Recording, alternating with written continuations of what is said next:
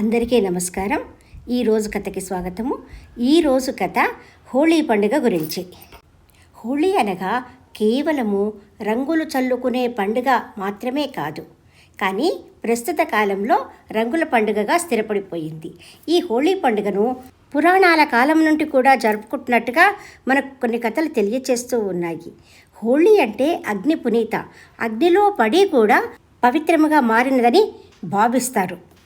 ఈ పండుగ ప్రతి సంవత్సరము పాల్గొన మాసం పౌర్ణమి రోజున వస్తుంది కనుక ఈ పండుగను హోళీ అని, కాముని పున్నమి అని, డోలికోత్సవం అని, హోళికా దహనం అని కూడా జరుపుకుంటారు.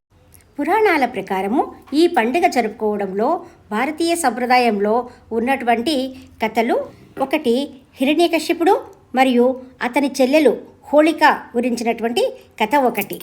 హిరణ్యకశ్యపుడు హరి వైరి, అతని కుమారుడు ప్రహ్లాదుడు విష్ణు భక్తుడు. ఏ విధంగానైనా తన కుమారుని మనసు మార్చడానికి హిరణ్యకశ్యపుడు శతవిధాలా ప్రయత్నం చేస్తాడు.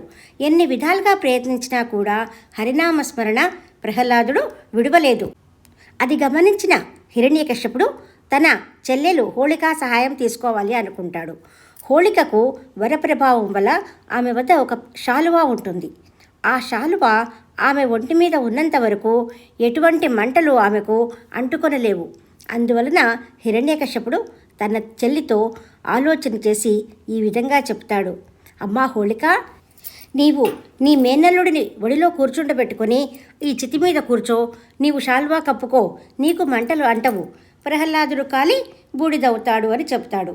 ఆమె అన్న చెప్పినట్లుగా చితి పేర్పించి ప్రహ్లాదుని తన ఒడిలో కూర్చుండబెట్టుకొని తాను మాత్రం శాలువాను కప్పుకొని చితికి నిప్పు పెట్టమంటుంది. అత్త ఒడిలో కూర్చున్న ప్రహ్లాదుడు ఏమీ భయపడకుండా నారాయణ నామస్మరణ చేస్తూ ఉంటాడు.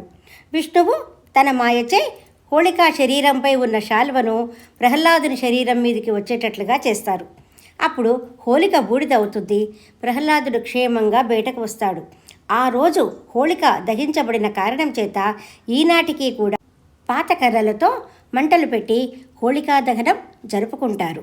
రాక్షసుల పరాక్రమం ఆ రోజుతో అంతమైనది అని సంతోషంతో జరుపుకునే పండుగ ఈ హోళీ పండుగ. హోళీ పండుగ కోసమే చెప్పుకునే మరొక కథ. తారకాసురుడనే రాక్షసుడు బ్రహ్మచే వరం పొంది దేవతలను బాధించుతూ ఉండేవాడు.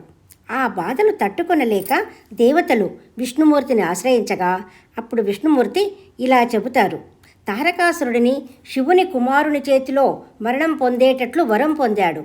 కావున శివుణ్ణి పార్వతిని ఒప్పించి శివపార్వతుల కళ్యాణం జరిగేటట్లుగా చేసినట్టయితే వారి కుమారుని చేతిలో ఈ తారకాసురుడనే రాక్షసుడు చనిపోతాడు అని చెబుతాడు. కానీ శివుడేమో తపస్సులో ఉన్నాడు. శివుని తపస్సుని భంగపరిచే వాళ్ళు కావాలి. ఆ విధంగా చేసినట్టయితే శివునికి తపోభంగం కలుగుతుంది. శివుని తపస్సు భంగం చేయుటకై మన్మథుడిని పంపిస్తారు ఋషులు. అప్పుడు మన్మథుడు శివునిపై పూలబాణాలు వేస్తాడు. ఆ పూలబాణాలు వేయగా శివునికి తపోభంగం కలుగుతుంది. ఆ సమయానికి మన్మథుడు ఇంకా పూలబాణం చేతిలో పట్టుకొనే ఉండటం చేత కోపముతో తన 3వ కన్నును తెరుస్తాడు.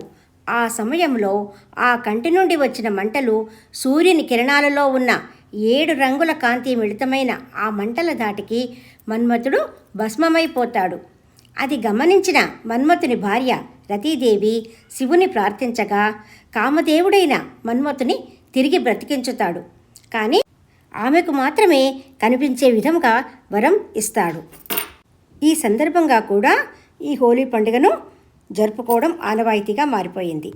ఇచ్చట కాముడు అంటే కోరికలు అని అర్థం. కోరికలను అదుపులో ఉంచుకోవాలి అని తెలియచేసే కథ ఇది. రసాయనికపు రంగులను వాడకుండా సహజ సిద్ధంగా తయారు చేసుకున్నటువంటి రంగులతో ఆనందంగా, ఆరోగ్యంగా, ఆధ్యాత్మికంగా జరుపుకునే పండుగ ఇది.